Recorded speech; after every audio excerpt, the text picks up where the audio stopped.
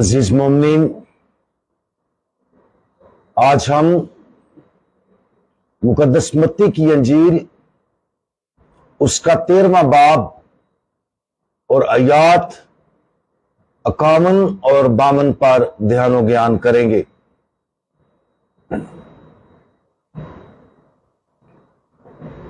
کیا تم یہ سب سمجھ گئے ہو؟ انہوں نے اس سے کہا، ہاں۔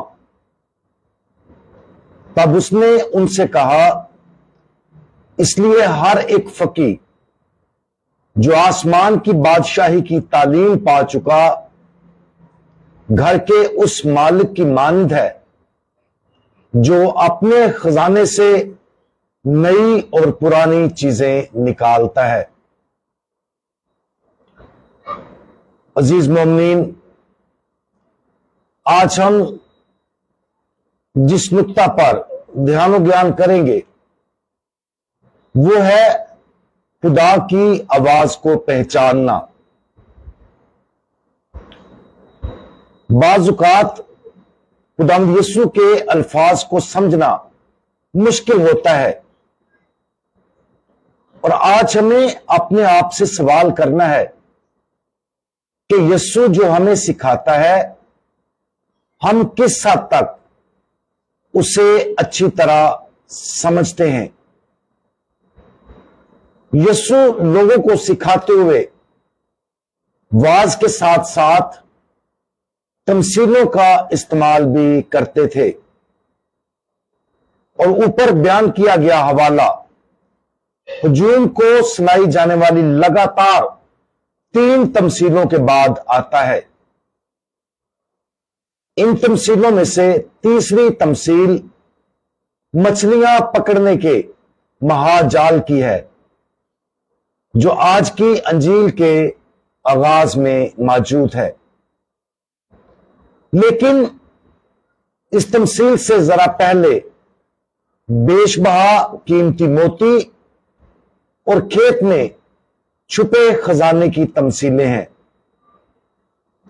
ان 3 تمثیلوں کے اختتام پر یسوع نے اپنے شاگردوں سے پوچھا، کیا تم یہ سب سمجھ گئے ہو؟ انہوں نے اس سے کہا، ہاں۔ اور ان کے ہاں کہنے پر یسوع ان کو اس مشن کے بارے میں بتاتا ہے جو انہیں سونپا جانا تھا۔ ان کا مشن خزانے میں سے نئی اور پرانی چیزیں دونوں کو آگے لے کر آنا تھا۔ عزیز مومنین، بہت سے آباء کلیسیا نئے اور پرانے کی شناخت پرانے عہد نامے اور نئے عہد نامے کے حوالے کے طور پر کرتے ہیں۔ یسوع کی طرف سے 12 رسولوں کو مکمل مکاشفہ کے عالم بننے کا مشن سونپا جا رہا ہے۔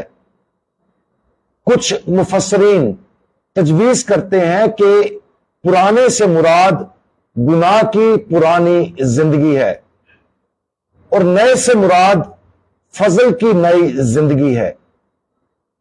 یہ 12 رسولوں کا مشن ہے کہ وہ لوگوں کی انجیل کے مکمل پیغام کی روشنی میں رہنمائی کرتے ہیں، تاکہ لوگوں کو گناہ کی پرانی زندگی سے فضل کی نئی زندگی کی طرف راغب کیا جائے۔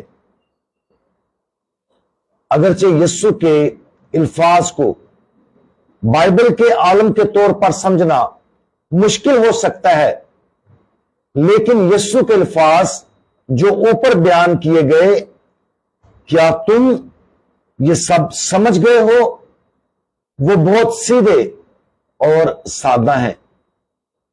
جب ہم خاص طور پر اس سوال پر غور کرتے ہیں تو خداوند کو اپنے آپ سے سوال پوچھتے ہوئے سننے کی کوشش کریں۔ اگرچہ قدیم زمانے کے بہت سے علماء اور مقدسین نے یسوع کی تعلیمات کا اصل مطلب سمجھانے کے لیے بہت زیادہ وضاحتیں پیش کی ہیں، यीशु ने यह सवाल जो 12 रसूलों के सामने रखा, हमें इस सवाल को अपने आप के लिए समझना चाहिए और इस सवाल का जवाब हमें ज्यादा जाती अंदाज में देना चाहिए। जब आप यीशु को अपने आप से सवाल पूछते हुए सुनते हैं कि क्या आप इन चीजों को समझते हैं,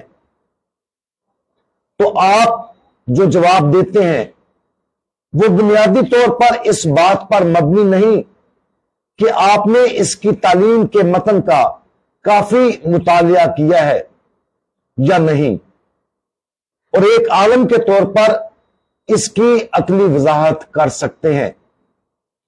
इसके बजाय खुदावंद यीशु जिस जवाब की तलाश कर रहे हैं वो ये है कि आया आप ईमान से जवाब दे सकते हैं या नहीं।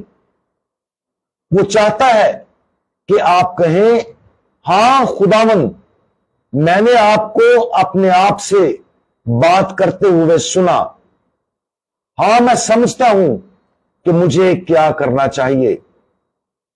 हां खुदावंद, मैं ईमान रखता हूं खुदा का कलाम जिंदा है और सिर्फ उस वक्त समझा जा सकता है जब हम अपने जिंदा खुदावंद को जाती तौर पर अपने आप से बात करने की इजाजत देते हैं, जब वो अपने कलाम के जरिए हमसे हम कलाम होता है।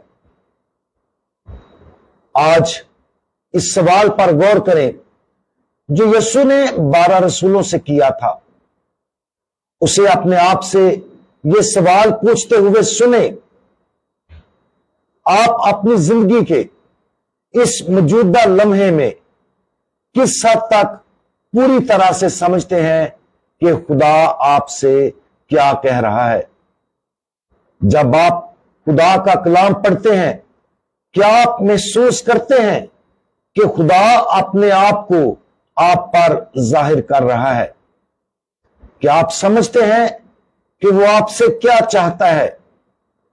अगर खुदा की आवाज सुनना बाजुकात चैलेंज होता है तो दुआ के साथ उसके पाक कलाम पर गौर करने के लिए ज्यादा वक्त गुजारें ताकि उसकी जिंदा आवाज आपकी रूह में ज्यादा वाज़े तौर पर गूंजे।